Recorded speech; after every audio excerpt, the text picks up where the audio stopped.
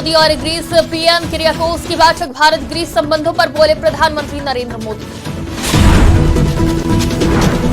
दिल्ली में अरविंद केजरीवाल का बीजेपी पर तीखा हमला। कहा, भाजपा चुनाव जीतती नहीं, भाजपा चुनाव चोरी करती है। ग्रीक पीएम किरियाकोस ने पीएम नरेंद्र मोदी से की मुलाकात। राष्ट्रपति भवन में दिया गया गार्ड ऑफ ऑनर। वाराणसी में ज्ञानवापी के मूलवाद की हुई सुनवाई। पक्षकार बनने को लेकर सुनवाई। स्वयंभू विश्वेश्वर ज्योतिर्लिंग की ओर से किया गया बात। तेजस MK-1A फाइटर जेट का किया गया सफलतापूर्वक उड़ान परीक्षण। प्रोटोटाइप प्लेन में लगाया गया DFCC। नमस्कार, आज की खबर में आपका स्वागत है। मैं हूं आपके साथ शिखा मेहरोत्रा। शुरुआत करते हैं आज की बड़ी खबरों की। प्रधानमंत्री नरेंद्र मोदी और ग्रीस प्रधानमंत्री किरियाकोस मित्सोटाकिस के बीच दिल्ली में प्रतिनिधिमंडल स्तर की वार्ता हुई, जिसको लेकर पीएम नरेंद्र मोदी ने कहा, आज की बैठक में हमने कई क्षेत्रीय और अंतर्राष्ट्रीय मुद्दों पर चर्चा की। हम सहमत हैं कि सभी विवादों और तनावों का समाधान वार्ता और कूटनीति से ही किया जाना चाहिए। हम इंडो पैसिफिक में ग्रीस की भागीदारी और सकारात्मक भूमिका का स्वागत करते हैं। भारत और ग्रीस वैश्विक शांति और स्थिरता में योगदान देने के लिए अपने प्रयासों को जारी रखेगा। फ्रेंड्स, आज की बैठक में हमने कई क्षेत्रीय और अंतर्राष्ट्रीय मुद्दों पर भी चर्चा की। हम सहमत हैं कि सभी विवादों और तनावों का समाधान डायलॉग और डिप्लोमेसी के माध्यम से ही किया जाना चाहिए। हम इंडो पैसिफिक में ग्रीस की सक्रिय भागीदारी और सकारात्मक भूमिका का स्वागत करते हैं। यह खुशी का विषय है कि ग्रीस ने इंडो पैसिफिक ओशन इनिशिएटिव से जुड़ने का निर्णय लिया है। पूर्वी मेडिटरेनियन क्षेत्र में भी सहयोग के लिए सहमति बनी है। भारत की G20 अध्यक्षता के दौरान लॉन्च किया गया आईमेक कॉरिडोर लंबे समय तक मानवता के विकास में महत्वपूर्ण योगदान देगा। इस पहल में ग्रीस भी एक अहम भागीदार बन सकता है। हम UN तथा अन्य वैश्विक संस्थानों के रिफॉर्म के लिए सहमत हैं ताकि इन्हें समकालीन बनाया जा सके। भारत और ग्रीस वैश्विक शांति और स्थिरता में योगदान देने के लिए अपने प्रयास। दिल्ली के मुख्यमंत्री अरविंद केजरीवाल ने चंडीगढ़ मेयर चुनाव पर दिल्ली विधानसभा में कहा कि जो कुछ सुप्रीम कोर्ट में घटा, ऐसा लगा जैसे सुप्रीम कोर्ट में श्री कृष्ण मौजूद थे। एक महीने के घटनाक्रम ने बता दिया कि भाजपा चुनाव जीतती नहीं है, भाजपा चुनाव चोरी करती है। साथ ही अरविंद केजरीवाल ने कहा, भाजपा जीतने के लिए कुछ भी करेगी। भगवान ने उन्हें लोगों के सामने बेनकाब कर दिया। अगर चंडीगढ़ महापौर के चुनाव में भाजपा को हराया जा सकता है तो उसे अन्य चुनावों में भी हराया जा सकता है। भाजपा अधर्म में लिप्त है। जो लोग भगवान राम के साथ है वो देश के साथ है और आखिर में धर्म की जीत होगी। कोर्ट के अंदर ये मामला चला। हम लोग अदालतों को मंदिर की तरह मानते हैं। न्याय देना भगवान का काम है, न्याय भगवान देता है।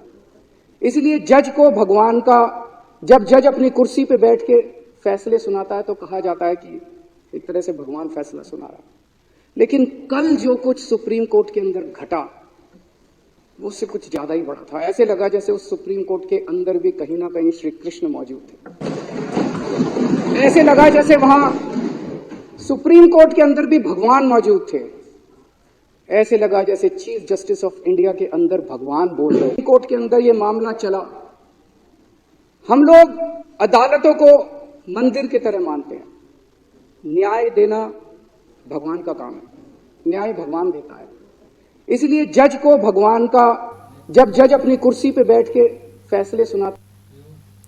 भारत की 2 दिवसीय राजकीय यात्रा पर आए ग्रीक प्रधानमंत्री किरियाकोस को नई दिल्ली में राष्ट्रपति भवन के प्रांगण में औपचारिक गार्ड ऑफ ऑनर दिया गया। इस दौरान ग्रीक प्रधानमंत्री किरियाकोस मित्सोटाकिस ने कहा कि कुछ महीने पहले प्रधानमंत्री की ग्रीस यात्रा के अनुरूप आधिकारिक राजकीय यात्रा पर भारत में होना मेरे लिए सौभाग्य की बात है। ग्रीस के लिए भारत के साथ रणनीतिक साझेदारी विशेष महत्व रखती है। हमें न केवल विभिन्नता विषयों जैसे राजनीतिक परामर्श, रणनीतिक साझेदारी पर चर्चा करने का अवसर मिलेगा, बल्कि दोनों देशों की अर्थव्यवस्था को बढ़ावा देने का भी अवसर मिलेगा। It's a privilege to be in India on an official state visit, reciprocating the visit of the Prime Minister to Greece a few months ago. For Greece, the strategic partnership between our two countries is of particular importance, and we will have the opportunity to discuss a wide range of topics, political consultations, strategic partnership, but also fostering our economic ties between our two economies. So it's a real privilege to be.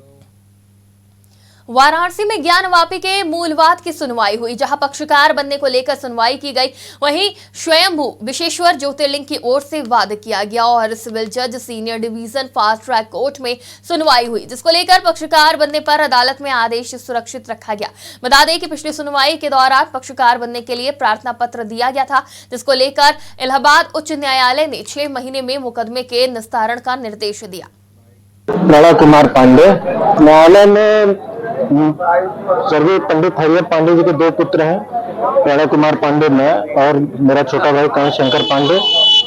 हम दोनों की तरफ से न्यायालय में पक्षकार बनने के लिए जो प्रार्थना पत्र दी गई थी, आज उसकी मेरिट पर सुनवाई थी, जिसका हमारे अधिवक्ता विष्णु शंकर जैन और आशीष श्रीवास्तव जी हैं।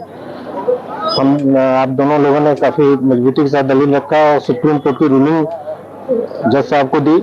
और विरोध में वाद मित्र विजय शंकर रस्तोगी ने उसका विरोध किया कि रिप्रेजेंटेटिव सूट है, इसमें ये वादी नहीं बन सकते। पक्षों की बात न्यायालय ने सुनी है, अभी कोई निर्णय नहीं आया है। हरिहर पांडे जी की मृत्यु के बाद उनके पुत्र प्रणव पांडे जी द्वारा प्रार्थना पत्र दिया गया था कि मुकदमे में पैरवी करने के लिए पिता की मृत्यु के बाद एलआर बना लिया जाए तो मैं मुकदमे में पैरवी कर सकूं, जिस पर विजय शंकर रस्तोगी अधिवक्ता द्वारा घोर विरोध किया गया और सारे रूलिंग दी गई कि यह सूट, यह मुकदमा जो सार्वजनिक मुकदमा है, 1-8 की मुकदमा है, न कि व्यक्तिगत सूट है। इसमें किसी भी संतान को या किसी एलआर को पैरवी करने की अनुमति नहीं दिया सकता है, क्योंकि सार्वजनिक होता है।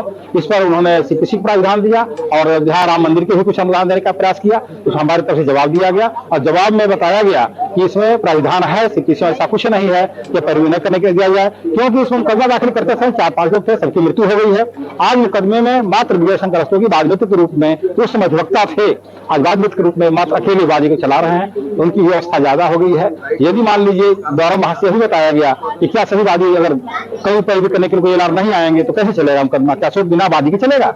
ऐसा संभव नहीं है। उनके तरफ तेजस MK-1A फाइटर जेट के प्रोटोटाइप प्लेन में digital fly by wire flight control computer को लगाया गया।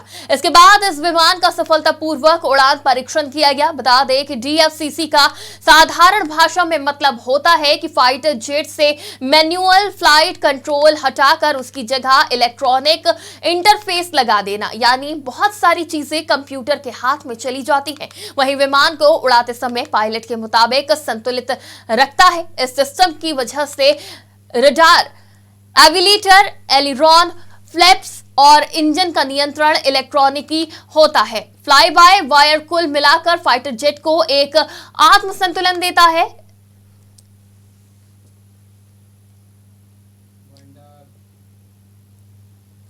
आज की बड़ी खबरों में फिलहाल इतना ही। देश और दुनिया की तमाम खबरों के लिए देखते रहिए आज की खबर।